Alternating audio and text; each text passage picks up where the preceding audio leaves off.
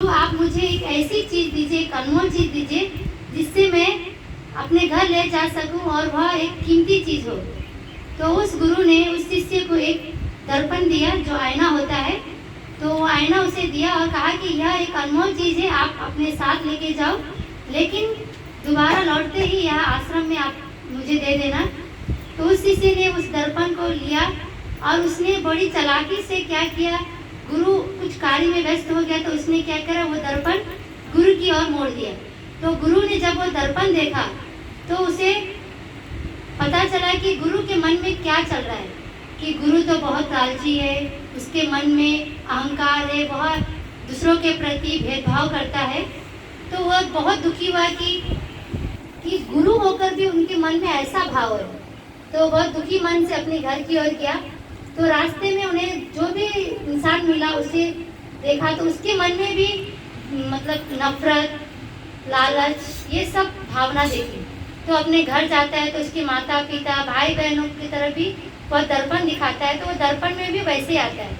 तो कुछ दिनों बाद जब वो आश्रम वापस आया तो आश्रम में जब अपने गुरु को कहा कि हे गुरु, आपने जो अनमोल चीज़ दी, मुझे तो लगा कि यह अनमोल चीज़ मेरे जीवन को परिवर्तन में कुछ अच्छा परिवर्तन होगा, लेकिन मेरा मन तो दुखी हो गया। क्यों, गुरु ने पूछा। तब कोशिशी ने कहा कि मैंने जब जब ये दर्पण जिसकी तरफ घुमाया तब तब उनके मन में उनके प्रति सब कुछ मैंने जाना। मैंने आपके ऊपर भी यह दर्पण को किया था तो आपके मन में भी ऐसा था। तब गुरु ने कहा कि ठीक है, तुमने सभी को देखा, लेकिन तुमने उस दर्पण में अपने को देखा।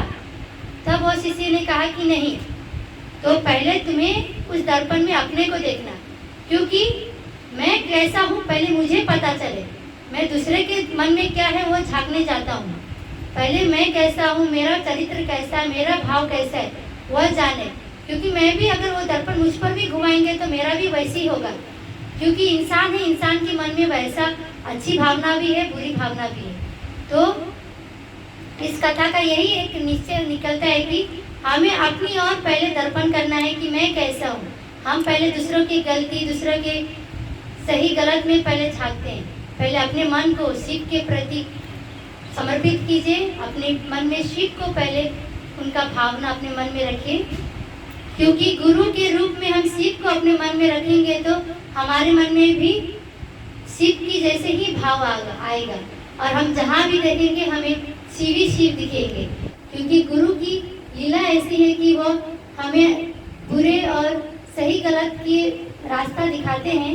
तो जब गुरु ही मन में बैठ जाएगा और हमारा मन ही शिव हो जाएगा तो हमें हर जगह शिव दिखाई देगा। आप मंदिर जाएंगे, सभी देवी देवताओं को प्रणाम करते हैं, डोबते हैं, वो हम भगवान के रूप में डोबते हैं, लेकिन गुरु तो एक ही है, क्योंकि शिव का जगह कोई ले नहीं सकता, क्योंकि दिल में शिव ही है। हम कभी भी कहीं चलते हैं, ठोकर लगता है तो शिव गुरु दया कीजिए, कहीं कुछ होता है तो शिव गुरु दया कीजिए। हमारे मुँह से क्या निकलता है? शिव, क्योंकि हम सभी के मन में शिव ऐसे समा गए हैं कि जब भी मुंह से निकलता है तो शिव। पहले मम्मी पापा निकलता था, लेकिन अभी शिव गुरु दया कीजिए, शिव गुरु, क्योंकि हमने माँ बाप को तो एक अनमोल जगह दी है, उनके प्रति हमारा भाव है, लेकिन गुरु का भाव ऐसा समा गया है कि जब भी दुख आए, तकलीफ आए, अपने गुरु को याद करते हैं। तो शिव गुरु ऐसे ही हम शिष्य परिवार पर दया करिए कि जितने भी गुरु भाई बहन जुड़े हैं इस शिष्य परिवार में, उनका मन में ऐसी भावना जगा दे। तो साहब ने हमें 3 सूत्र दिया है कि अपने गुरु से कैसे जुड़े, अपने मन को कैसे एक जगह करे, शिव से कैसे जुड़े। तो साहब ने सहायक 3 सूत्र दिए हैं। पहला सूत्र में दया मांगना, सुबह उठते ही अपने गुरु से दया मांगे कि हे शिव, आप मेरे गुरु हैं, मैं आपकी शिष्य हूँ, शिष्य पर दया कीजिए।